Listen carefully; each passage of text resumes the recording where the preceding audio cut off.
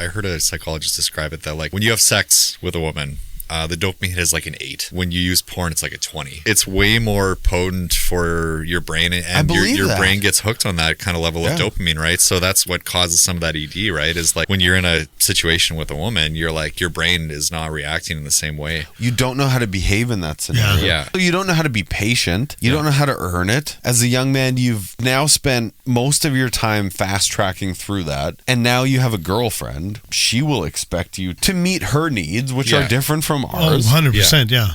And like, you just want the instant gratification. Between the ages of 18 and 29, there's like alarming amount of young men who have like never asked a girl out. I think what porn does is, because you can have that dopamine hit and that sexual release, it's free. There's no risk of rejection or anything like that. Right. Like you don't go out and get rejected by women and have to learn how to cope with that.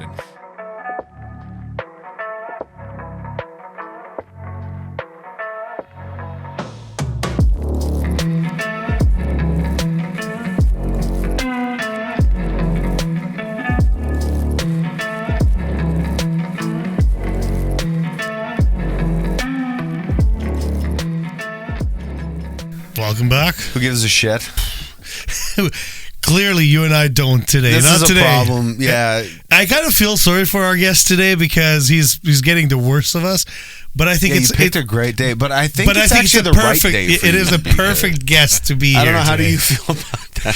Feeling good. Okay. Okay. Well, I'm glad Why don't you are. introduce our guests? Let's jump right into it, and then we'll do a check-in. We have a therapist, which is nice. We could probably use one. Yeah, most of the time. Like, actually most of the time, but like Nick Jones. Welcome here. Thank you. I ran into Nick. Well, we both did, but I spent some time with you. I joined you guys later. At our first Quiet Riot show event. Yeah, and that's where I met you. And I had expressed that night I would love to have you on the show, and then life gets busy, and you try, and we're scheduling, and Tommy's always up my fucking ass about guests, and so I got to do something. Well, it was my turn to most of the time he does everything, and so it was my turn to okay, I gotta pull out the stops here. I gotta find somebody, and I've been wanting to have you on since that day. Everything you do makes sense. You should be here. Mm-hmm. You should actually be here over the two of us. So if you want to kick one of us out and take our spot, I'm happy with that. You're way more qualified, but. So I just texted you literally yesterday and was like, "Hey, do you have time?" And he made time. So I'm appreciate it. I'm unbelievably grouchy, and we'll get into that. But I'm so grateful that you are willing to be here, and thank you. I appreciate you being here. So thanks for having me on. It's going to be a bit of a weird hour, as you've figured out off mics before, but we're gonna have some fun. All right. Looking forward to it. Let's fuck around and just see what comes out. Well, let's jump into the check-in right away. Oh, good.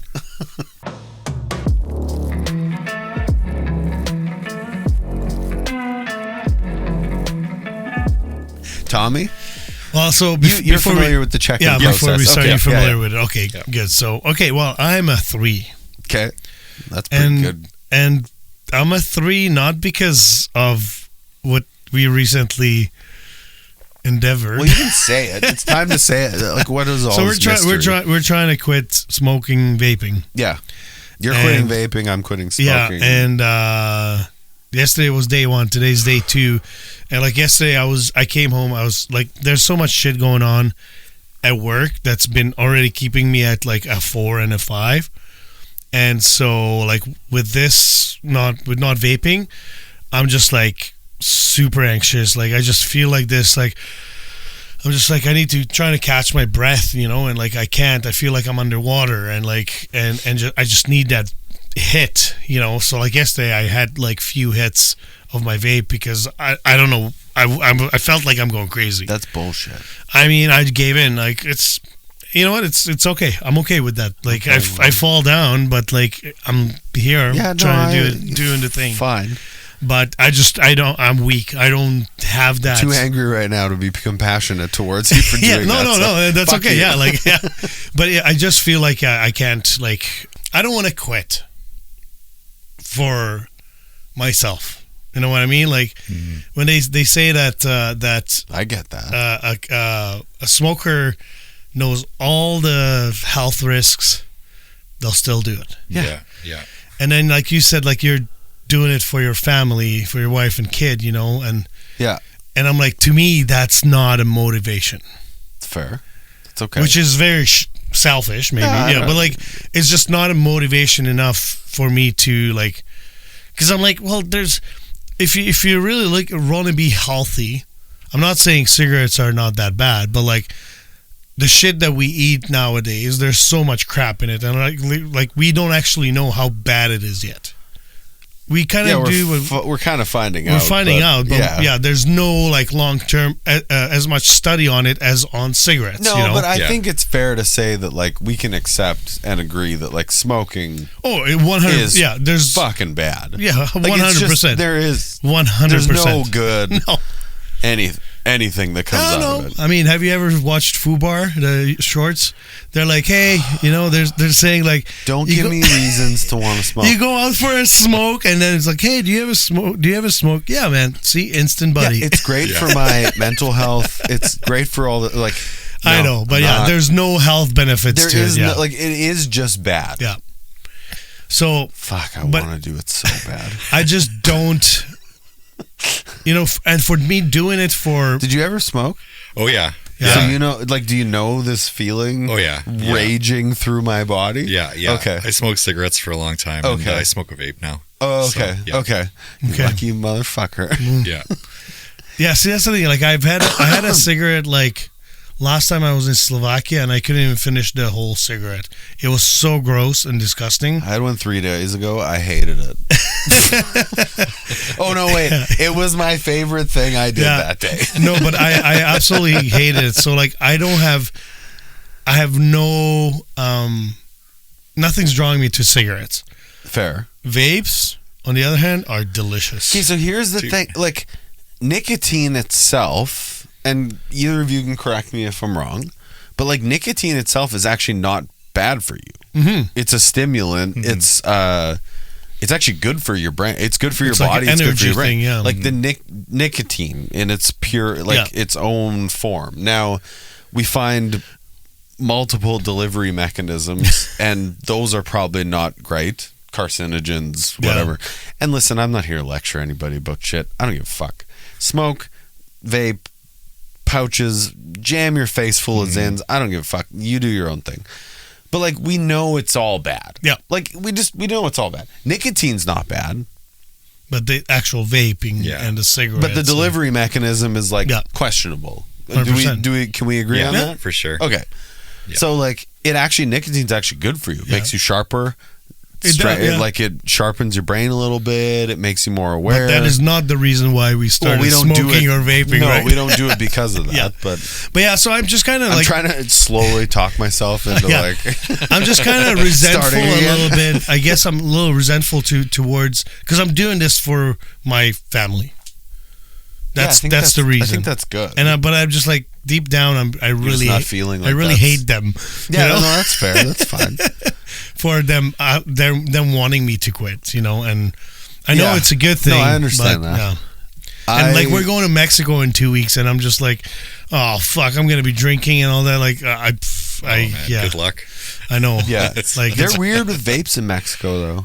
Are they? Yeah, they are a little bit weird about it. Yeah, so we'll see. I mean, I might just start smoking cigarettes. Well, and that's the other option. Or cigars, like I know I'm gonna have some cigars. Well, and like I don't know. Listen, I'm just worried. I'm gonna be kind for half a second here. Okay, and we're done. And you can cut this out of the show. Do whatever. I don't actually give a shit what you do. We decided to do this. Actually, I decided to do this. You kind of got on board. Yeah, just kind of like, all right, I'll do it. I don't expect... Stupid. I'm not going to hold you... It is fucking stupid, but I'm not going to hold you to that. You do whatever you got to do.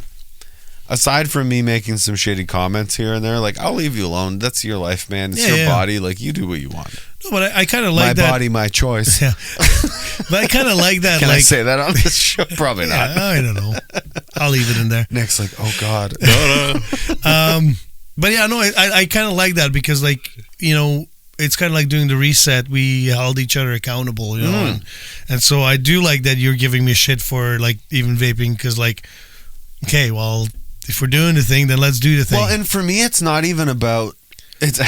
This sounds weird, but like, it's not even about the fact that you did it. It's like, hey, we made a deal here. Yeah. And like, you fucking reneged. Yeah. So like, so fast. do I get to have 5 drags from a cigarette? Like, fuck you. I mean, like, I'm actually mad. I'm mad about you breaking our deal. Yeah. Way more than I'm mad or upset about you like having the hits off your vape. I don't give a fuck. Do that all day long for all I care. Well, Tommy, do you smoke it inside? Like, Yeah. Because that's the all the hardest thing time. about vaping, man. Yeah. Is like, it's you can be fucking watching a movie on your couch and hauling on it Just- for yeah. 2 hours. I don't like, do it like around the kids or anything, Right. but like, yeah, But like, if you're It's- down here or something like that, it's just very yeah. easy. Yeah. yeah. So I mean, I get shit from my wife, so like I try not to do it, you know. Yeah, she doesn't like it. But Okay, anyways, But anyway, I'm a 2. so I'm just- grouchy. I just wanted Fuck to like this. just touch on like, and like work has Oh, been you like got more to say that you want me to just listen to work now? has been like God. just so shitty because like I've been getting the shit end of the stick from every fucking angle, and I'm just like so fucking tired I know. of dealing with shit. And then you added something on to and it. then That's one of the worst and then things. yesterday and today, I've had few discussions with few people where I'm like, fuck it, I don't give a fuck what people think. I'm just gonna say it. Oh yeah, dude, I got pretty Yeah. spicy the last couple of So- days. It's been kind of fun. Yeah, so actually. that's right. Okay, It's yeah. freeing. You said you're a 2. I'm a 2. I don't give a shit. Go fuck yourself. Nick, how are you doing? better than you. That's good. I'm glad you're better than me. It's still Also, vaping. So I would like to say I put myself in this position. Yeah. This is my fault. Yeah. Nobody else's. I can't blame anybody for this. So like, I'm not gonna have a pity party on the fucking show here. Like, I'm a 2, and I'm a 2 because it's my fucking fault. I So, would like, appreciate a I did pity it. party, but No, I did this to myself. Yeah.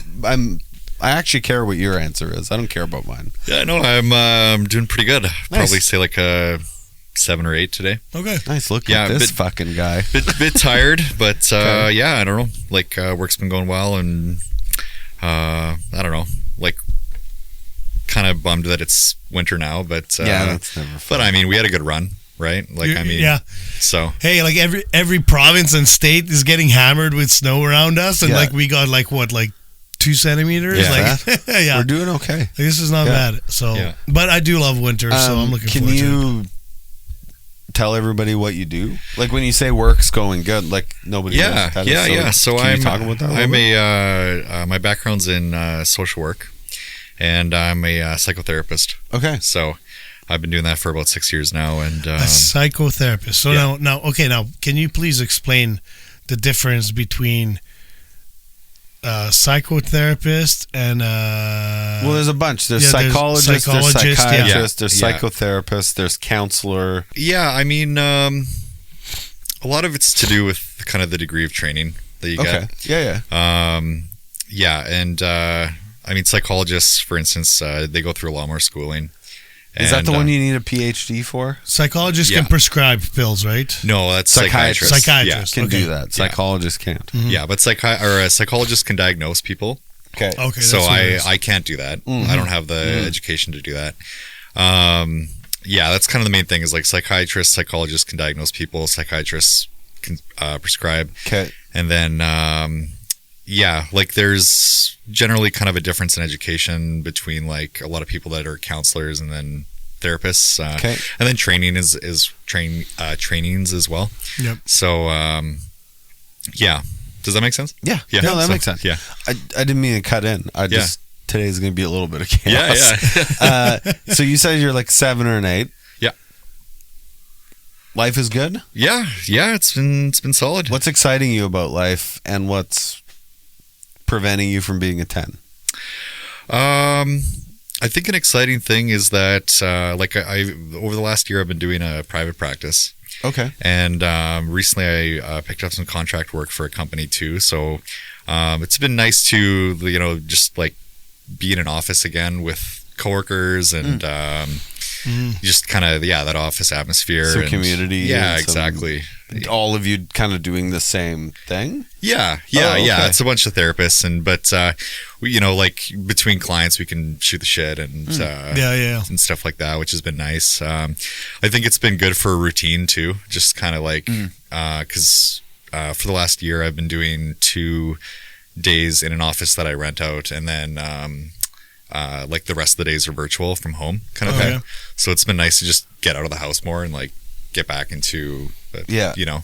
So well, I've always loved the idea of working from home, but then always think, I'm like, wow, if you're home, it's so easy to get like distracted, right? I fucking hate working from home. I hate it. Because anything, like even just like a simple sound of let's say just a furnace kicking in, and maybe it sounds a little bit different. Now you're gonna go investigate, right? Or anything, right? So you can get distracted. I so hate easily. working from home so much. I really don't love it, and like I would rather go somewhere. Yeah. And I think if anyone was actually honest with themselves, they would all prefer. Like if you talked about your effectiveness and your productivity, I think most people would say they're less productive at home. Mm-hmm. Does that make sense? Yeah. Can I make that? I'm going to make all kinds of broad statements today. But I think it's true. Like, is it comfortable? Yes. Is it nice? Is it all your things there? Or can you go send 5 emails from your bed? Do I think that's a good thing? No. Like, when I go to an office or I go to a location outside of my home, well, I go with purpose. Yeah. Mm-hmm. I have a reason to go there. Mm-hmm. When you just have to go from your bed in your pajama pants to your fucking island in your kitchen or your fucking home office, that you're not gaining any purpose in that 20 yards. No, like we talked about it with Glenn, because he has an office at home, and he kind of treated that like, okay, if I'm in the office, I'm gonna close the door, and I'm in the office right now. Like, you know, his wife knew not to go and interrupt him for but Glenn's like 40 something for sure. You have to be very disciplined if you have a home office and not get distracted, right? Or not be fucking lazy, like, or that. Not gonna lie, there's been some times where it's like, okay, I should write my case notes, and then or YouTube rabbit hole, you know. And I'm not here to shit on anyone. Like, I'm not trying to criticize. I just this is like my head office now in my new career is like in Morden. Okay. And like, I don't go every day. The days I don't go to Morden, I prefer to go somewhere. It doesn't actually even matter where I go. I just need to go somewhere. Like coffee shop or something. Leo's, fucking Starbucks or wherever. Like, I need to go somewhere, because if I don't go somewhere, I don't have the same level of purpose. Yeah, I get that too. Like, just getting out helps with the motivation. You know? It's like, you know what it is for me? It's like, we talked about this, I don't know, whenever. Who gives a shit?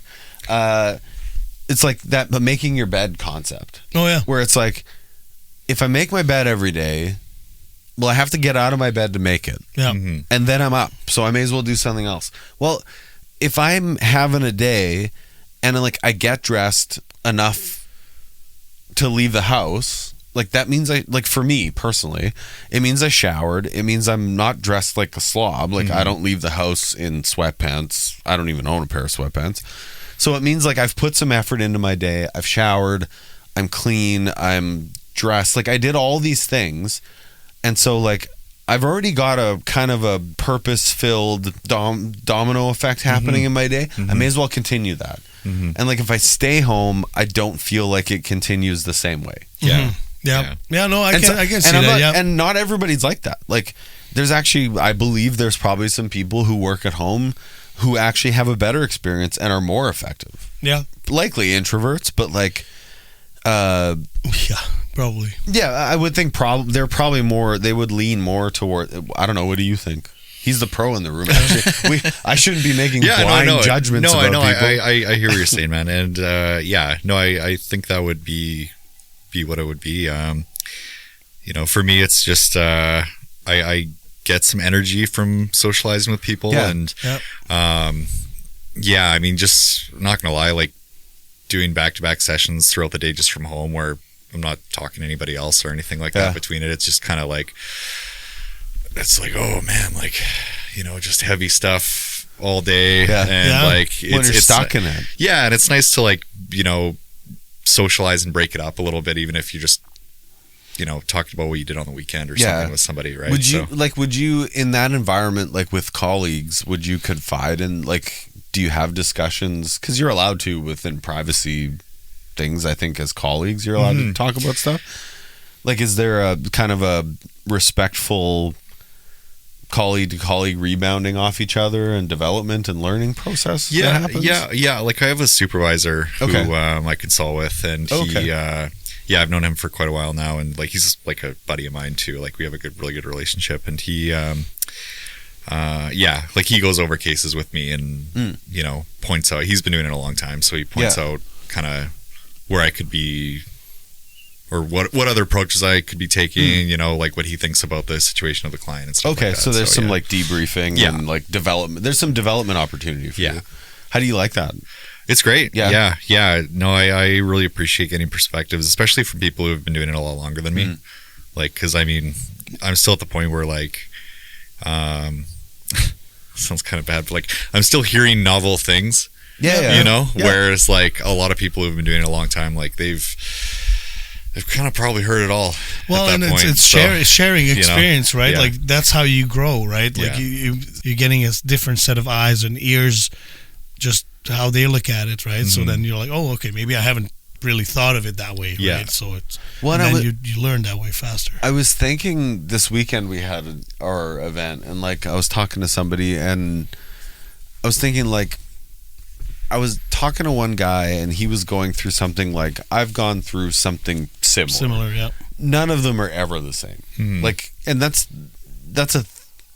think that's a really good thing to accept very quickly, is that like, especially in these chairs, like I understand that nobody's path is the same, and like there's similarities, which is totally different from the same. And like, for sure, I'm sure you see that 100 times more than we do. We do this once every 2 weeks, and half the time we just talk to each other in an echo chamber about how much we hate our lives. Like, you talk to people, different people all the time, and sometimes the same people over and over again, and like you have a different experience with that, and so your breadth of knowledge when it comes to that is so wide. It's so much wider, and so like, I think we just whine about the same things, and we have some things in common, and like we figure that out. But like, what do you see? Like, people are very nuanced. Yeah. I mean, don't get me wrong. Everyone's got like their own particular set of circumstances. I think that there are, and it depends kind of what theories of psychology that you're coming from, but there are certain patterns that you start to see amongst folks, and especially like when it comes to relationships, romantic relationships, especially like, I'm not going to, pretend that I am like a fucking guru on this, but like there are moments where you're working with somebody and it's like you could almost be finishing their sentences, in terms of like how they're describing their romantic relationship based on certain things. So, I mean, when it comes to things like trauma and whatnot, that can be a lot different. There's so many different circumstances that can cause trauma and PTSD and stuff like that. But do you specialize in like certain type of therapy? Because I know, like, when I just remember when I was looking for a therapist, they kind of list off like, hey, this therapist deals with da da da da da, and then like they kind of listed off like maybe it could be couples or like relationships, or like you mentioned PTSD, or it could be work related things. I don't know. Do you specialize in certain things like specifically, or are you kind of just open to anything? Not super niche. I've worked with people who have a lot of different stuff going on.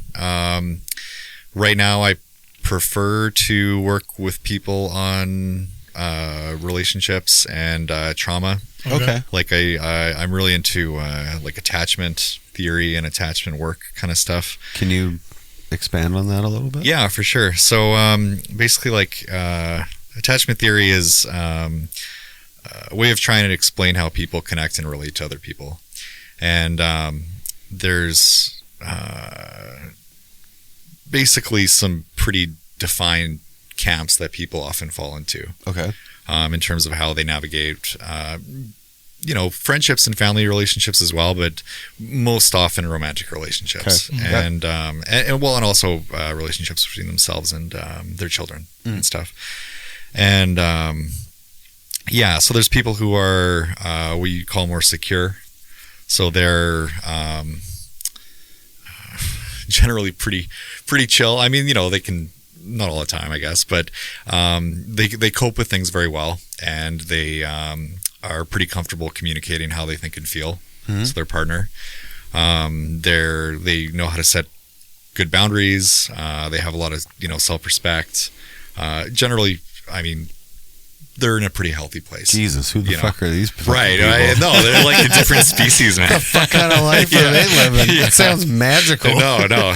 Well, you don't meet them because they all pair off when they're like 21, and they then don't need to talk to a they never fucking go out again. therapist. Yeah, exactly right. Exactly right. So, and then the unicorns of the mental health world. Yeah, no, they're not really typically the ones coming to therapy. That's for sure. Sorry, I didn't mean to. No. You're saying all this, and I'm like, what the fuck are these? Are we talking about a movie? He's making this shit up. Is this a James Cameron movie? Right. Yeah. No, they're. Yeah, they are like unicorns. Also, though, good seriously. that you've learned about that, Yeah. because those people are real, they exist, and frankly, we're all if we knew what that profile was like, we'd all be a little jealous. Why can't I have that? I wish we could just personally download it and install it, right? Can I just have that level of satisfaction with life? I fucking hate everything. I guess then we wouldn't be human, right? I don't know. They're still humans. They're having a different experience. Yeah. Yeah, the thing is, sorry, I didn't mean to cut you off. Keep going, it's funny please. that you say that, because from what I've seen, a lot of secure people don't really interact with a lot of the insecure people. It's pretty it is actually they both kind of put off these signals that they're not compatible to be friends, or it's a protective view. Fair. I don't blame them. The secure people, I don't blame them for putting up a wall. Fuck that. If you got that, keep me the fuck away from you. Don't talk to me. My shit's gonna make a problem for you. Put that wall up, man. I don't actually think that's bad. No. I mean, it's literally a firewall. Yeah, that's exactly what it is. I think right? that's good. Yeah, that's, I don't know. I would view that as a healthy sustainability move. I don't know. What do you think? No, totally. It's they're the kind of people that say they're dating somebody, and there's some pretty obvious red flags right away. They're comfortable with walking away, respectfully declining to proceed any further. They have that strong sense of self where they're it's cool, it didn't work out this time, I'm gonna just get out there again and keep meeting people. And Jesus, these fucking people, they're not the people that are going to be really clingy, or the people who are going to be really flaky and stuff like that. They're pretty comfortable. Just they have I guess fundamentally they have a really developed and concrete sense of self. That's kind of how I describe them. I would view it as a solid foundation. Their foundation is strong. Where it's no, this is what I require. This is who I am, and if you don't meet that, I'm out. I'm not. I don't need. And it's not even bad. It's just and correct me if I'm wrong, but it's just that doesn't align with this isn't part of my program. So. No. Yeah, and usually, and they usually have good networks. They're a key component, I guess, would be being able to communicate in a healthy way and stuff like that, right? Regulate their emotions, that kind of thing, right? Usually strong networks, good relationships with family, don't really typically end up on the couch. Jeez. In front of me. Well, and so obviously you have fuck those motherfuckers. You probably have cases that are very heavy. So what's the opposite of that? Yeah, and then I kind of want to talk about that a little bit. How do you? Because obviously that shit wears off on you, and I saw it out on my wife when she's a resource teacher. Okay. And so she one year she had a year where I said if you have another fucking year like this, you're not going to work. You're taking that year off, because she brought home all the emotions with her, right? And it was wearing off like badly on us and on the kids. And so what do you do to kind of separate that, where you obviously are taking in all that information, but you have to move on with your life and not take that negativity, not even negativity, but all that burden. How do you deal with that? Because that must be part of your week. Oh man, it's just a mountain of cocaine. Fucking Tony Montana over here. That's how you do it. Just kidding. I don't know, man. Do you want that cut out, or do we leave that? No, leave it in. No, but like that's a hard to take those things and put them somewhere. Yeah. You know, like it definitely was a lot harder at the start of my career. Like I would take a lot of it home with me and be up at night thinking like, holy shit, I hope this person's okay. And like, you know, it gets easier over time, I'd say. But I guess you learn to separate work from the emotional part. Yeah. Like I give it my all while I'm there, and then I really try at the end of the day to say like, okay, you know, like I'm done sessions for the day. Like I'm just gonna just leave that, kind of detach from this world. And exactly. And did someone help you learn how to do that? Did you were you taught to do that? I wasn't taught in school how to do that kind of thing. I think it just came from having weird. Yeah. I feel like they should teach. That. Well, if they did, I wasn't at that class. Well, and maybe you were buried in a pile of cocaine. Yeah, exactly right. Maybe you missed that day, but I don't know, man. I think it's just from having more conversations with other therapists and just kind of normalizing how we feel about it has gone a long way. Like being able to express, especially earlier on in my career, like, you know, if there was a really heavy session, and be able to go talk to one of the other, like my supervisor about it or something, and just say like, holy shit, like I just, you know, I emotionally wiped out by this session. And I don't know, you just kind of build resilience. I mean, I try to have a pretty strong social network too. I like to see friends a lot, hobbies and stuff like that too, which helps take you out of it. Yeah, exactly. So do you do something to, like, you know, let's say go for walks where you just clear your head, but like you said, like socializing kind of helps you kind of get back on track with your own life and not have that affect you too much in your personal life, right? Yeah. Like spending time with friends is a big thing. Me and a few buddies have been doing karaoke quite a bit. Really? I love karaoke. All over the place, man. Okay. If you know where like it you is, just run the circuit. You pretty much. Oh shit! What's your karaoke song? Everybody's got one. I've got a few that I've been doing. I like to do "Under the Bridge" by Chili Peppers. Okay. Yeah.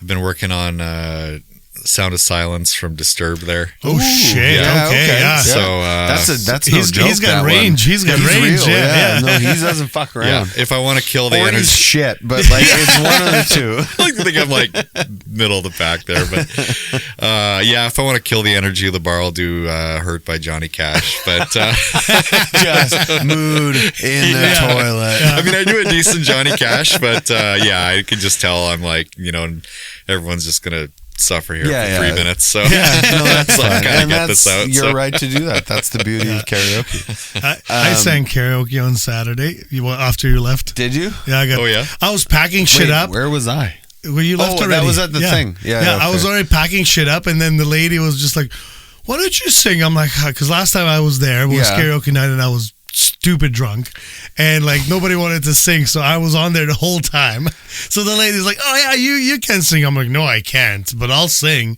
What'd you do? But I did Escape. If you like pina colada. Oh yeah. Nice. I did that one, and then I can't remember what the other one was. Anyways, it was good. Yeah, it's easy songs, nothing too crazy, but yeah.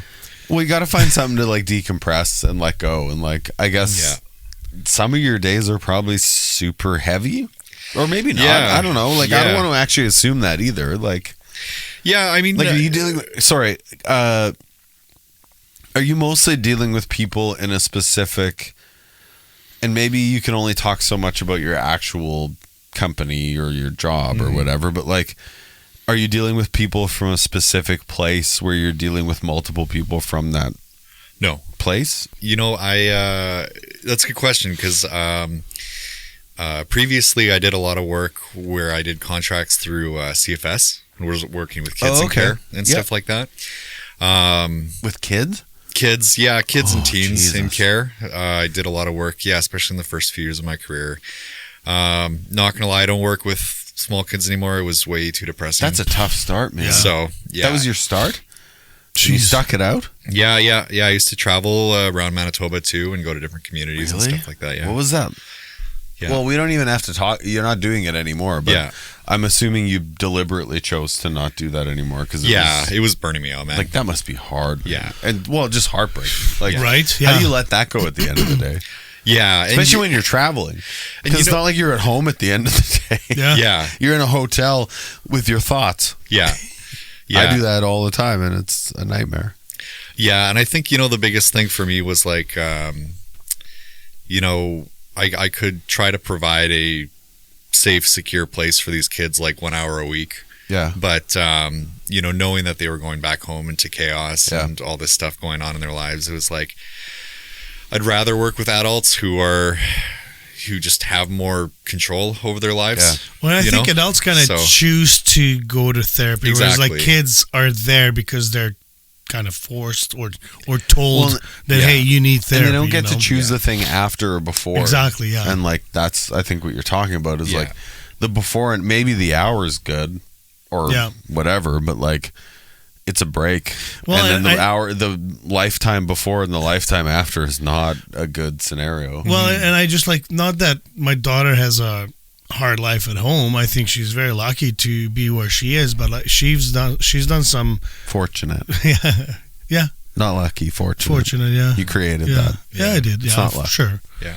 Sorry, I hate that word. With me, no, I don't like luck because when you create something, you're fortunate, true, and you put yourself in that position. I appreciate that, and so, but she does go to therapy because she has her own demons, and we're trying to be very supportive, and she does open up to us too with a little bit of like what she talked about, not necessarily the most current session, but she's like, well, I've talked to my therapist about this and this in the past, and like this is how I'm trying to deal with it. So it's kind of nice, so there are those kids that have their own struggles, and like she actually asked to go to therapy. So that's great. I told her, I'm like 100% like do as much as you want. That's a big step for, I don't know, 10 years ago, 15 years ago in our world. Like, Oh yeah.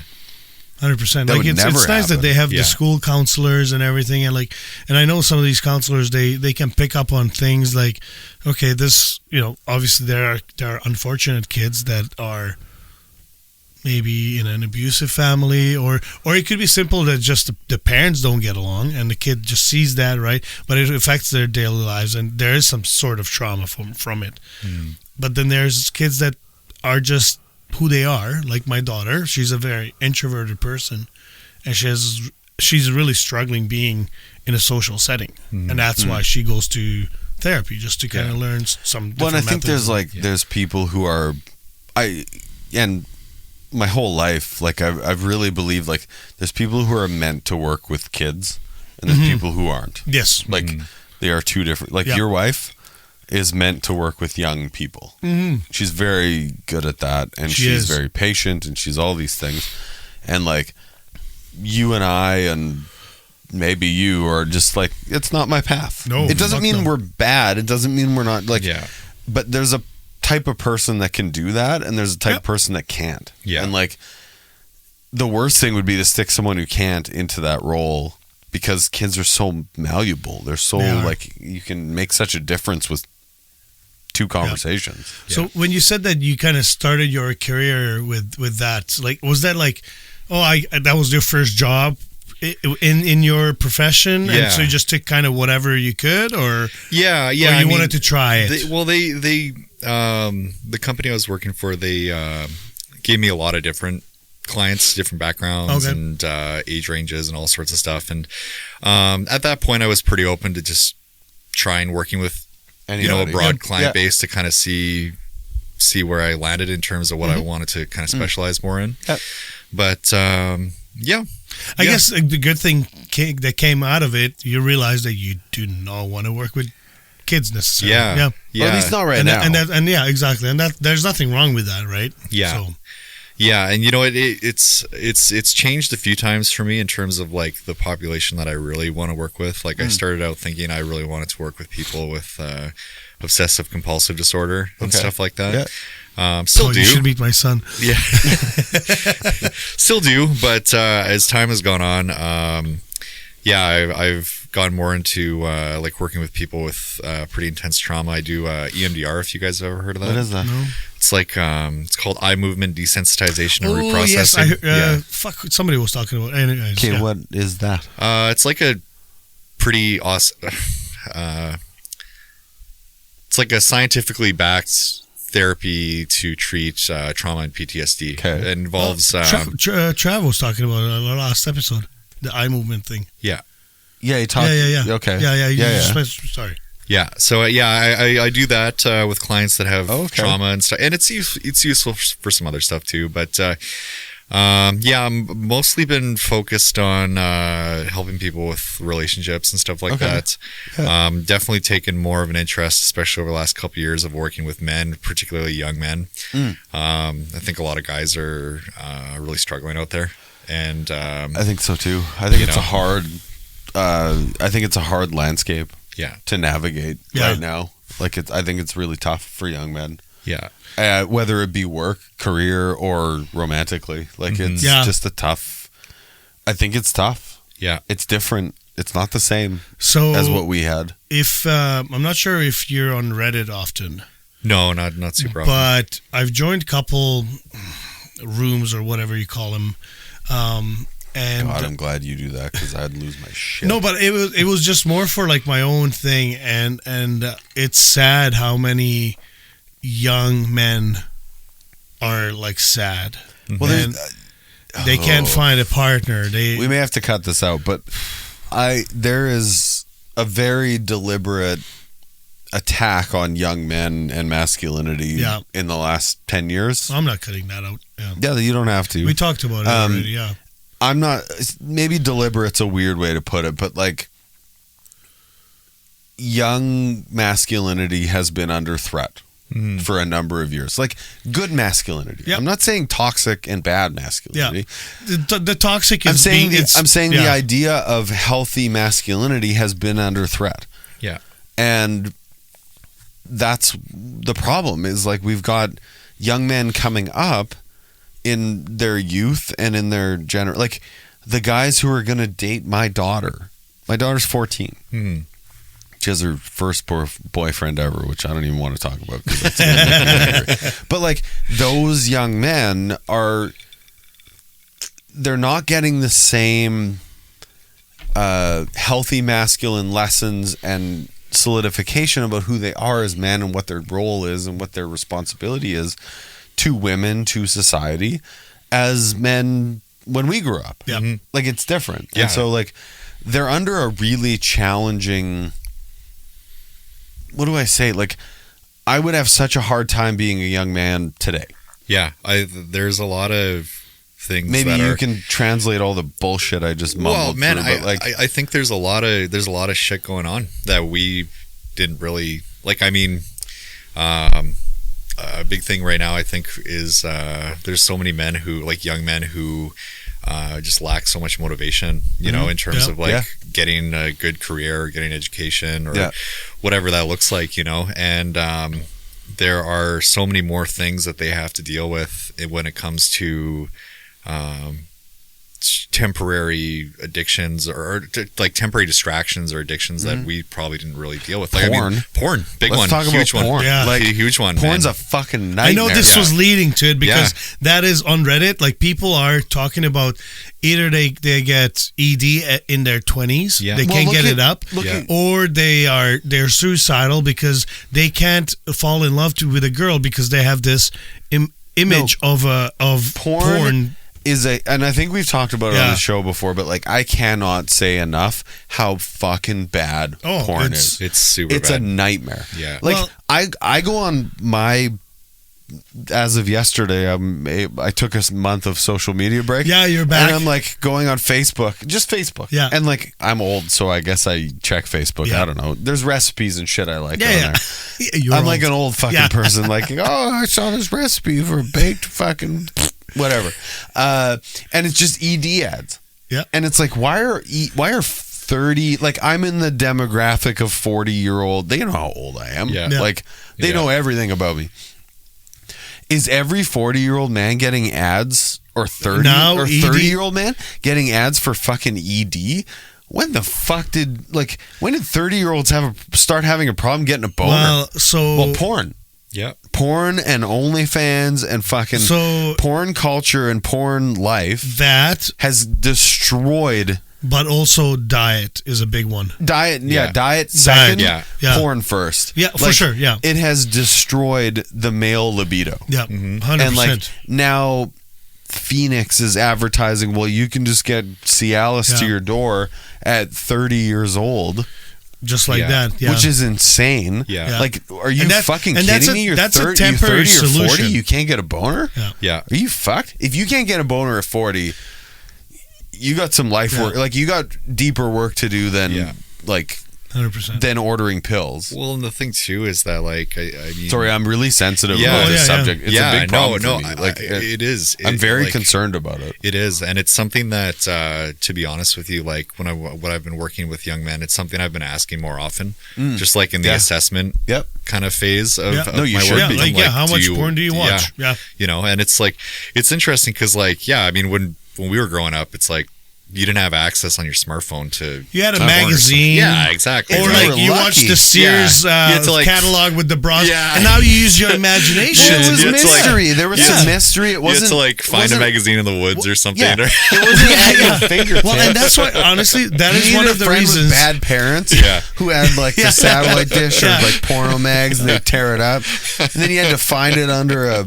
hydro fucking that is, box in the neighborhood. It's like, oh, there's boobs, I can kind of see them. And I think that's why I like, you know, I enjoy striptease until the clothes are off. Oh, I don't like and strippers, then because like the idea of the teasing of mystery the mystery is nice, but then once the clothes are off, I'm like, all right, next, you got the reward. That's the problem. But that's exactly the problem. Is like you go on fucking Pornhub. Yeah. You can just skip through. You can skip through anything and the reward is there immediately. Yeah. I mean, man, my understanding is that the dopamine hit that you get off porn, like I heard a psychologist describe it that like when you have sex with a woman, the dopamine hit is like an 8, right? Yeah. Yep. And when you use porn, it's like a 20. It's like doing cocaine. Interesting. Like your brain interprets it as like doing cocaine. I heard that comparison before. Yeah. So I mean, back to your bag of cocaine. Right. Exactly. I'm a pro in this. No, I'm just Tony Montana's got this shit nailed on all fronts. Just kidding. But yeah, I mean, like it's way more potent for your brain, and your brain gets hooked on that kind of level of dopamine, right? So that's what causes some of that ED, right? Is like when you're in a situation with a woman, you're like your brain is not reacting in the same way. Well, and you behave like you don't know how to behave in that scenario. Yeah. You don't know how to create excitement. Well, also, you don't know how to be patient. You don't know how to earn it. Like there's this masculine feminine thing that happens, right? And like you disrespect that. And like you don't, as a young man, because I can't speak for women, but I can speak for young men. Like as a young man, you've now spent most of your time fast tracking through that, and now you have a girlfriend, and she will expect you to be patient to to meet her needs, which are different from ours. 100%, yeah. And like you just want the instant gratification. Yeah. And it's like, whoa, slow the fuck down, bud. Like but they have nobody teaching them that. Yeah. And that's super scary. Like that scares me. This is a weird way to put it, but like that really scares me for my daughter. Like I have a 14-year-old daughter. You have a 16-year-old daughter. Yeah. Like the boys that she's gonna meet and have romantic interest in, like they're gonna probably expect. I sure fucking hope they haven't succumb to that whole world. Yeah. Because like their expectations of what sex is are fucked up. Yeah. Well, I'm real. sure the 16, 17-year-old boys that are interested in my daughter have seen. Well, you'd most assume of they've porn. seen it. Yeah, they've seen probably And you most just of, hope, like- most of the categories they've seen. But you hope they have, like, then it comes to a different level where it's like you hope they have good parents, you hope they have Exactly, good yeah, foundational yeah, teachings, you hope they have good, like, life lessons. Like, there's all these other things to factor in. Assuming that because porn's just accessible and you're a horny teenage boy, who the fuck's going to say no to that? I would guess mostly none of them. I think it causes another big problem too, though, in terms of because I saw a stat that I think this was for the States, but it's like between the ages of 18 and 29, there's like an alarming amount of young men who have like never asked a girl out, basically. No, they don't anymore. And like, I mean, I think what porn does is because you can have that dopamine hit and that sexual release, you don't.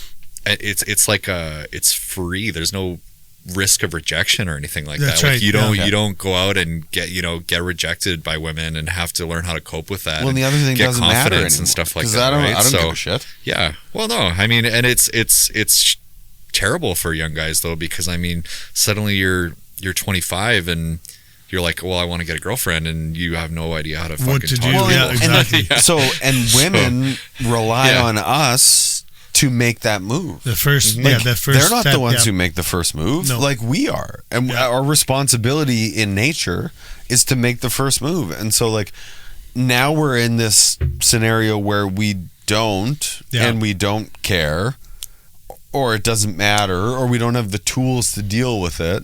So, like we just go to this easy dopamine hit of like, well, I can just jerk off and watch porn and like be alone forever.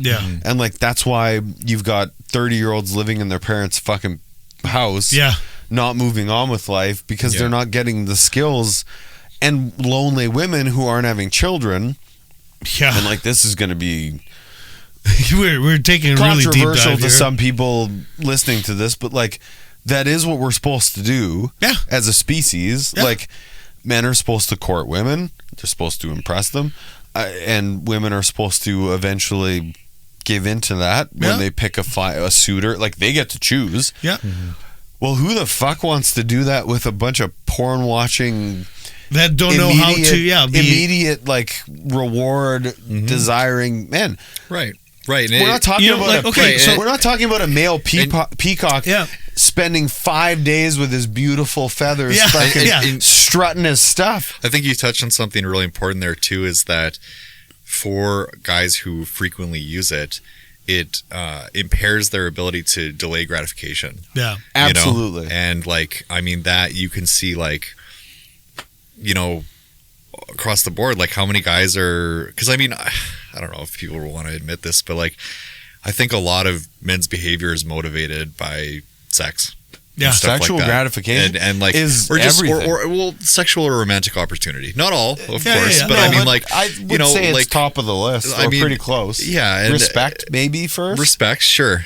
Maybe second, depending on the sex opportunity. But I think second. for a lot of guys, I mean, like there's obviously it's not just that, but like for a lot of guys, like there is that knowledge that when you become really competent in something or you get a certain level of status, like there's more female attention, of course, and like that opens. Well, it's still nature. So and I mean, exactly. I think that's just like we're still in nature. But and so I just think about it back. Like, what was your first date like? What did you do for your first date? Like, I was sweaty hands, so nervous. Right, but like I mean, and we essentially did nothing. So like we were around 40 people. And I don't even think I could touch her hand. I was so scared. My first serious girlfriend was, like we, I walked her to the bus because she was from another town. I walked her to the bus stop. We chatted, and then I asked her out. And then she said, yeah, I'll be your girlfriend. I think I was 14 or 15. Yeah.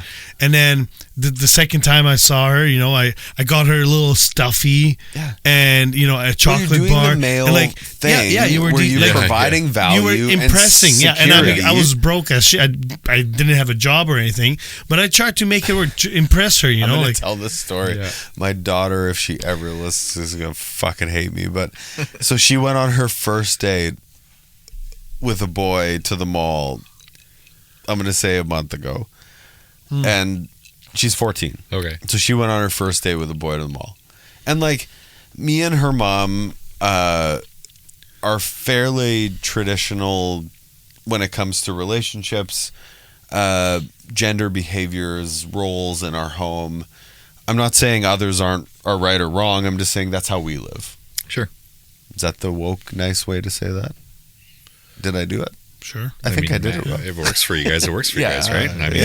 So we live fairly traditional, under traditional systems. Yeah. So she went to the mall. I met the boy's father. He responded. She set the terms and he met all the terms. That's great already. Like, he knew I had to meet him. He knew I had to meet his parents, one of them at least. I met his dad, whatever. She went on this date and she comes back and I pick her up. They just went to the mall. Just walked around. Lots of us kind did. of thing. Yeah. They went to the mall for 2-3 hours. I just said, just text me when you're ready and I'll come get you. Yeah. She gets in the car and she goes, Dad? Yeah, what's up? How was your first date ever? I had to carry that whole date on my back. That he had no money to pay for anything, and he had no idea what we were gonna do. He had no plan. He had no plan. Yeah. Like that made me sad. Yeah. Like, no, that's not how this works. Yeah, like, I mean, I'm just thinking, You're a young lady. Like, that boy should pull out the stops, and if you don't have money, borrow $20 from your dad. Exactly. I was thinking, I'm like, I would take her. Yeah, take her to the Colonel's, right? Get popcorn. Yeah, or whatever. And like, get a drink. He had no tools, and I felt bad for the young man. Like, you had no tools, and like nobody taught you or gave you the right tools to deal with it. And I've given my daughter this set of expectations that I operated under. Yep. So like, good luck to this fucking kid. Yeah. Yeah. Well, at least he's still got some time to learn, I guess. Well, he's got some time to learn, and he had good parents. Yeah. He had like, everything was great. It's just like, oh, you're missing this. Like, your parents didn't teach you this. Yeah. And like, I was a young man at one point, and like, I know what it's like to like. You should make a woman feel special. You should pay for some shit. You like, it's just normal procedure. Like the fucking peacock with the feathers, man. Like that's not a female. Like, look at the male animals in culture, in history. Yeah, they're always the most beautiful. They put in the most work. They look the nicest. Like, why? Because fucking females win. Yeah. Mm-hmm. But you got to earn it. And like, we're in a position now where men they have another opportunity, which is don't earn it.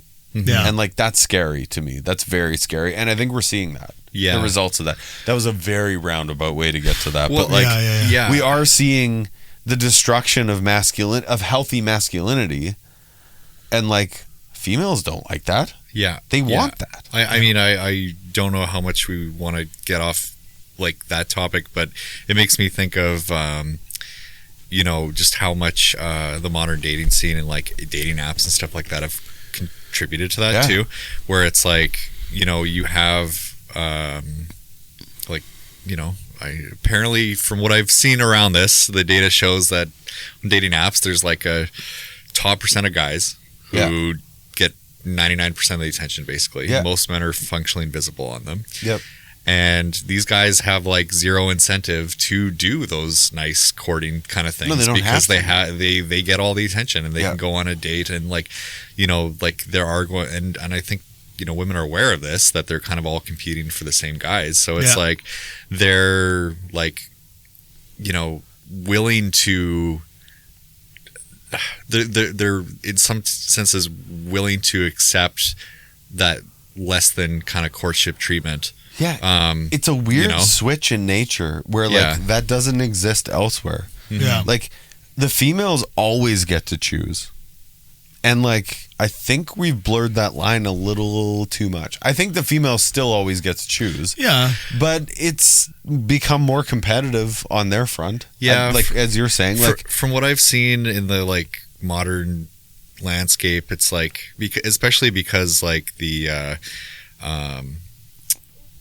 cultural norms around like sex before marriage and stuff like that are way different than they used to be. You know, it's like, I wish they weren't, but it seems like I'll say that. That's like fine. women are the gatekeepers of sex. They should be. Which is, they have for the sure. most responsibility with Right, sex. exactly. And then, but men seem to be more of the gatekeepers of like long-term commitment, right? So I mean, True. like they're I've just seen so many instances where it's like, you know, you have this kind of like this guy who has a number of options and stuff like that, and he's dating multiple women, and then it's like there comes that awkward conversation 2 months in between the woman and the man where it's like, what are we? And he's like, well, I don't know, you know, like I'll think about it. Like that's So, a new thing. Yeah, like, that's not. It's like That's not a normal thing. Yeah. And like, if you find a woman who's willing to let you have sex with her, which means she is willing to take the risk of having your child, like that is what she's accepting as risk.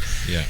I'm not going to get into other arguments about that, but like, there's different scenarios. the risk she's taking on by having sex with you is that she may have to bear your child. Like, I think scientifically that's a little bit of a thing, but like that's the risk she's taking on, whereas he's actually taking on no risk. Yeah, minus like none maybe, whatsoever. Minus maybe child support if he doesn't Yeah, smoke bomb but out in of the that province moment, or you're not. something. Like, listen, I we've know. all had an orgasm. In that moment, we are not thinking about potential Right. child support. No, Can I agree? no. Can we agree on that? there's Okay. no thinking about consequences. Yeah, yet. there is zero consequences It during just orgasm. feels fucking fantastic. Yeah. Well, I mean, that's- you're just caveman brain. In Yeah. that But that moment, is the right? risk So, that they are taking on, and like I think they're having to take that on with a less educated, more poisoned group of men than we've ever had. Yeah. And I think it's porn and it's culture and it's the internet and it's societal norms that have changed, which haven't forced them to feel that responsibility. Like when I grew up, if I was going to have sex with a girl, I was prepared for the outcome of that. Mm-hmm. Like this the reality of what I'm doing here may end up in a child, and that's my responsibility. Yep. Yeah. And I lived with that. Yeah. Like I made that choice. Was this before a lot of the like modern hookup culture kind of stuff existed? No, this was and stuff before. like that? This was before that, and so like culture shifted, but I don't think in a healthy way. Like there's not as much respect for sex, and like that makes me sad for both men and women. I've had one night stand. And I've never actually had one. And that was kind of like we were both drunk. It just like I got happened. a hand job somewhere, but And like, then I don't even remember like Yeah. whether I like came or not or whatnot. You know, it was just like I know we had sex and that's about it. But like other than that, like I've only had very few girlfriends, and Well, then I've been with my wife since I've been 18. So well, nobody wins that. Like nobody's natural desires actually win when you do that. Yeah. And I would include men in that. Oh, for sure. Like men, whether they accept it or not right now, and like we're under a huge masculinity is under a huge fire, but like whether you accept it or not, like men actually want to take care of women. Oh, 100%. Like they actually 100%. do. Like at their root, 100%. they actually do want But I think that. there's also a problem with women where like they have an expectation that is not very realistic. Well, I'm not convinced they do. I think. No, well, that's what like what do you mean? So the way you Hold went, on, do you have a comment? Please talk. I guess Tommy, I think we should just be listening to you. I know. Actually. Well, no, if I'm getting what you're putting down, it's like, because there's this. Have you guys ever heard the term hypergamy? Yeah. Yeah. It's like, it's like explain more. typically like women date across and up. Okay, In terms of like status and economic they'll never prosperity, right? Yeah, they'll never go and date a guy from McDonald's. Right. Well, they don't date down. Yeah. Unless they get pregnant. Yeah, and I mean, they've been fooled before, but they don't do it intentionally. Yeah. And then men will date the barista at Starbucks if they're hot. Also, men will lie. So, yeah. Like, also men lie.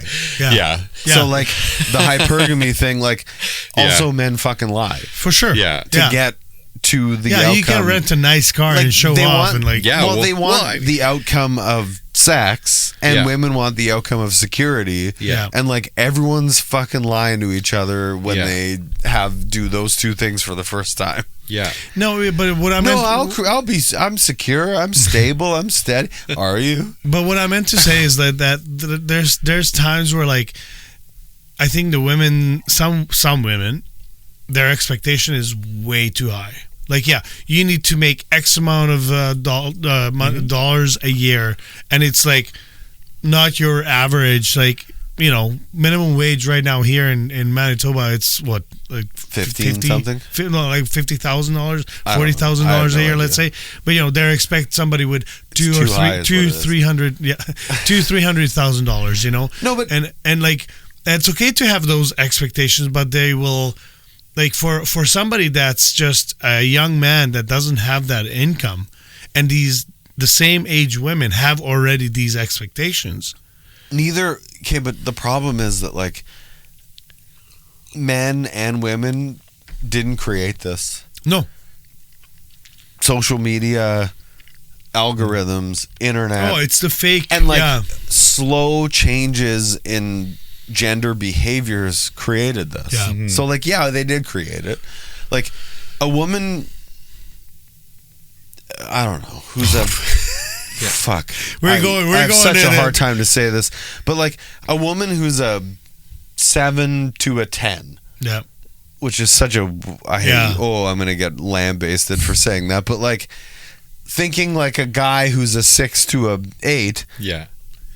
Can provide all, like, I want this, I want this, that's just the internet. That's bullshit. That's a false reality. Yeah. They're all living in a false reality. Yeah. Well, I think a thing about it too so happens. She thinks he's worth millions and he has to take dick pills to fuck her, even though actually both of them are probably beautiful people and could have a beautiful relationship, but they've been poisoned. They've just been ruined. Yeah. Like, I think masculinity and femininity has been ruined. Yeah. And, like, now they think this is real life. And it's like, are you fucked? You're going to be lonely forever, both of you. Mm-hmm. Just fuck each other and have a kid and you'll be happy. Like, it's not that complicated. I think a problem, too, when it comes to that is with the dating apps, like, if we're using the traditional scale, women who are, using that. Okay, you have somebody who's like a 7, right? They can get attention from the 9-10 guy, and he'll sleep with her, but he's not going to invest himself long term. Typically, right? So I think it distorts this idea of, like, what is attainable in the dating market. In a way, it's twisted and it's weird. Well, it's not real. Yeah, like, it's not real life. I think that term that you used is the false reality. Yeah, like I think most young people live in that false world that it's like, this is what's being portrayed on social media. This is what should be. This is what's cool. This is what's awesome. Yeah. And then in reality, it's all fake because they're just doing it for the views. I talk about this with my daughter all the time. I say, like, everything's a fucking highlight reel. Yeah. All you're seeing is the highlight reel. Because then when it comes to reality, everyone's sad. Unless you've actually met him or go to school with him, like, all he's sending you is a highlight reel. Mm-hmm. All you're sending is a highlight reel. Yeah. My wife is very active on Instagram, and she's very good at it, and she's like a figure on that. Yeah. She might be mad at me for this, but, like, I can everything on social media is just a highlight reel. Like, you're not taking a picture when you're having a shit fucking day. Yeah. And, like, we should actually start doing that. See if it takes off. And, like, you're not doing that. So, like, there's this false reality around all of it, where it's like, this is who I am, this is what I'm worth, this is my house, you're 16, you're shitty, you get bad grades, you play hockey and you're not even that great. Like, it's a false reality. And so, like, it makes me so sad that, like, this generation of people gets to live in a false reality. Like, that's so sad. You're missing out. Yeah. Like, we didn't get, I don't know, how old are you? 34. Okay. Yeah. We're a little bit different, 8 years, but, like, we didn't get the opportunity to live in a false reality. Like, we didn't have that. Yeah. We had just what we did. And, like, I think I constantly check myself, and people are going to check me for this, but, like, I constantly check myself of, like, is this different or is it not as good? You know what I mean? Like, being older, like, I'm 42. So, like, being older, like, yeah, I could be crotchety. I could just be a crotchety old man who's mad about the change. Yeah, these kids now don't get it. You don't understand. But I think it's different this time. I don't feel like it's the same thing. I hear you. I think that it's causing a lot more problems because, like, people's sense of identity and self-worth is totally tied to social media and the perceptions of others. We never had these problems before. Right, exactly. And 30-year-old guys didn't have ED. Yeah. Ever. Yeah. We didn't even know what ED was 20 years ago. Yeah. Like, nobody even talked about it. Yeah. It was like something that you if you were like, also, you'd be too shameful to talk about 65, it. 70, take Viagra or something like that. And, like, Viagra only came out when? Yeah. In the mid-90s? Yeah. I don't know. I think it was mid to late 90s. Okay. So, like, that's how long that's been available for. Yeah. So many factors, man. You know, I know, and this is very complex. We should actually get you back again to talk more, but we piled on a lot today, and sorry, no, with the smoking thing, I've just been babbling my fucking this has been face great, off, man. This has been great. I think there's just so much shit going on, you know, and it's like, yeah, just this sense of I've seen it in a lot of young guys, like, just this sense of, like, purposelessness and aimlessness. Yeah. You know, like, I mean, I think for a long time it was pretty defined as a man, like, this is kind of what you do. Yeah. And now it's changing. It's changed quite a bit, you know, and there's other issues going on, like there's kind of a lack of, like, consistently solid male role models out there. A lot of people are turning to people on social media, and, you know, like, there's a pretty extreme, I'd say, spectrum of beliefs on what it is to be a man. I think masculinity is under attack, and I think it's also under redefinition. And so, like, those are two things that create a lot of questions. Yeah, and I just don't think that anyone has. Well, there's some people that are better than others that I've seen, but, like, for a lot of young guys, like, it's more questions than answers, you know. And it's it's like they're being told by some people you need to be the super emotionally expressive, vulnerable guy, and then there's told by other people you need to be stoic and reserved and, like, you know, like, have a Bugatti or something like that. And maybe it's neither. And, like, I don't think it's either. I think it's a new version. Yeah, but I think we're in that middle ground where, like, whatever the outcome is very confusing and not good. And, like, nobody's getting good answers right now. And, like, that's scary for me. Like, to see young men not have a direct enough path is scary for me. Yeah. Because those are the young men that are going to date my daughter. They're the ones who are going to marry my daughter. They're the future of masculinity in our world. And, like, that's scary for me because they don't have guidance. I'm not saying our generation of masculinity is the right one and the only right one, but I am saying that, like, whatever we're doing today isn't working yet. Yeah. And I'm just saying yet. But it's not working yet. And so we haven't figured out how to adjust that. Well, and it's different from healthy point. It's different from ours, right? Like, how we grew up. And I think there's this shift that's happening now, and we just don't see the outcome. Well, I'm okay with different. I'm not being stubborn in a sense that, like, I think it should be what mine was, but I am saying, like, whatever it is today is not working. Yeah. And so we haven't found it yet. So we got to keep looking. Yeah, you're right. And I think that, you know, I'm just going to throw it out there. Not a lot of people seem to want to talk about this, but like right now the stats are pretty alarming when it comes to men, you know, like what do you mean? Exponentially higher to have addictions, kill themselves, be incarcerated. Suicide rates are incredibly high. Not finish school. Yep. Like all sorts of stuff. Right. And I mean, yeah. So what can it, okay, like, so we'll close on this because we've been going for a while. Like, what do you, given the knowledge you have in the statement you just made, like what can young men do? What do you think young men should be doing to start to figure that out? I'm not even saying find a solution or find the right path. Mm-hmm. I don't think we know the right path. Mm-hmm. But what can they do?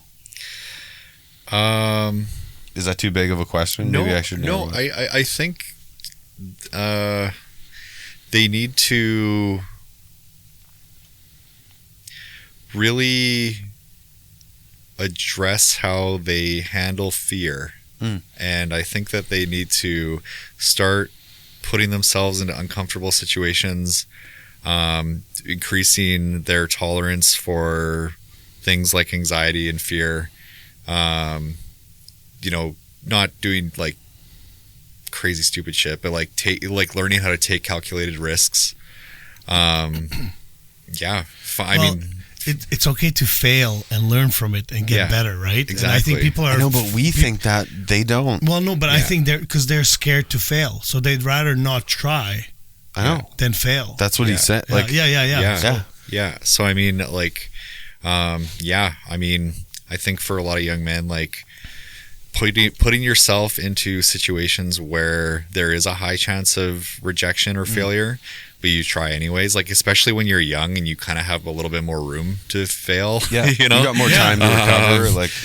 So I mean, I think that's really important. Well, and so this Saturday, a bunch of young guys came in from the States, and these guys were like 19, 20-year-olds, and like, you know, we had drinks, and we already had few drinks in us, but like, I don't even know how we got to, but one of the young kids was just like, "Oh, you're 40, you know, blah blah blah." I'm like, "Well, I can give you some wisdom if you want. Just ask anything." He's like, "Well, you know, I don't think it's gonna get any better. I think this is it. This is the best as it gets." So I was like, "Dude, you're 19. Yeah, like you need to." Yeah, that's how they feel. It just blew my mind. Like this guy was serious. Like as we were having fun, laughing, and then he got serious. He's like, that's where they get serious. Because it's scary. Yeah. And they're scared. I'm like, dude, like, I have 2 kids that want to go to college. They're doing these things. Like, I have credit card debt and, like, a house. And I'm like, you have nothing to worry about it. You took a road trip to Winnipeg from the States to come party. Like, I wish I could do that right now, you know? Yeah. But they're just not. They're scared for the right reason. Like, they're not wrong. Mm-hmm. Like, so whatever scenario's been created around them is not false, and they're scared for good reason. Yeah. If I were them, I'd be scared too. Yeah. And I think, unfortunately, too, I don't want to be too cynical here, but it might get worse before it gets better in the sense of like... I think it might have to. Well, a lot of, you know, like, because right now the stats show that women are doing a lot better academically, you know, entering like the more academic fields and stuff like that. What men continue to excel in is labor related jobs, which is great. They always have. But what happens when AI gets more prominent and that stuff becomes more and more automated? You have less truck drivers, for instance. So, you know, it's all self-driving cars or whatever, you know? Yeah, no, and it's I'm trying to decide how much I'm going to get involved in this. Well, I started to open that can of worms now. We could but have like another 2 hours. No, I'm happy to do you know, that. it's like there's going to be a lot of these traditionally masculine professions that become completely automated. Yeah. And that's going to be really tough, I think, before we figure out a way to rectify that. So I think there'll be a gap. I'm not even gonna get into. Can we have you back to do this one? Because like I got a lot. I think we should definitely have you back because I think there's so much we can. Are you willing to come back? Yeah, for sure. Because I'd love to cover this, but like we got that's a long haul. Yeah. With me, that's a long haul. So okay. Let's call it here. Okay. Yeah. Thank you so much for being here. Honestly, dude. Thanks, guys. I'm so grateful. I say this all the fucking time. Oh, yeah. Can I say it differently? No, because I mean it. Yeah. And I'm grouchy as fuck today. I'm really grateful. And like, thank you for being here and sharing. And like, you got us on a weird fucking day where I'm grouchy as fuck and probably talking too much, and like he's grouchy. You're but like, talking way too. I'm gonna have to cut out so much of your man, talking. I haven't talked this much on a show ever. Yeah. I'm fired up because I'm grouchy. But no, honestly, genuinely, thank you. And like, I actually think you should come back in a month, and like we should cover some more topics about that. Yeah, and I'd love to. We have a mic for you as a thank you. Oh shit. I really do value what you've said today, and I think that we didn't even actually scratch the surface on what you are capable of and what you know. And so I'd like to dig into that more. Okay. Yeah, I'd love to, guys. I just Thanks so much couldn't for shut this. up today, and like everybody's got to deal with that. So fuck you. So yeah, it was great to meet you the first time we met you in the summer when we did our meetup. And again, just what he said. Thank you very much. Yeah. On that note, we're gonna finish up with the voicemail.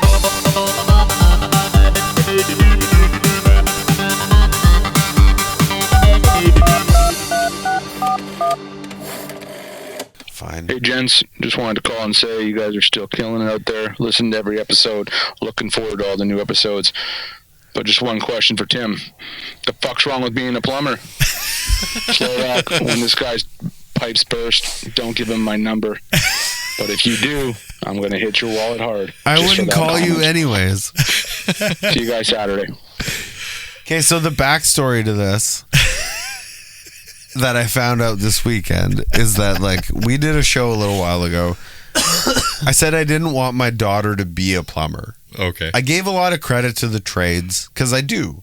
The trades is actually the future millionaires of the world. Yeah. I 100% agree with that. But she's my daughter. She's my princess. She's my sweet girl.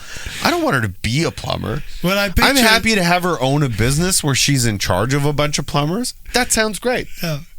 But like, I don't want her to be a plumber. When I picture She's plumbers, my princess Jasmine. She's my Cinderella. She's she's my. I picture someone like Jono with his butt crack hanging out as a plumber. Yeah, like I have nothing against those people. Are massively important, and frankly, stick it out, and you're going to be the millionaires of the future. Yeah, like 100%, no question. 100%. But like, I have a daughter who's a beautiful young lady, and like, I'm a smart man, and I will create opportunity for her, and it will probably be in trades, but it won't be her being a tradesperson. I don't know, man. I don't know what to tell you. Yeah, that's perfect.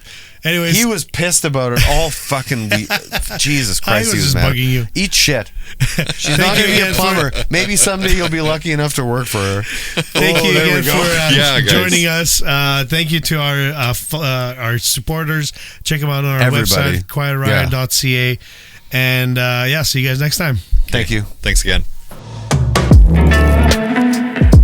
Thanks for tuning in to this episode of The Quiet Riot Show. We want to give a big shout out to our sponsors for making this show possible. And of course, thank you, our amazing listeners, for your support. Be sure to follow us on Instagram, Facebook, and TikTok. We're at Quiet Riot Show on all platforms. Don't forget to subscribe to our YouTube channel, where you can watch full episodes of the podcast. If you're enjoying the show, please rate and review us wherever you're listening. It really helps us grow and reach more listeners like you. We'd also love to hear from you. Have questions, suggestions, or thoughts about the show? Drop us an email at quietriot@gmail.com. Thanks again for listening, and we'll see you next time on The Quiet Riot Show.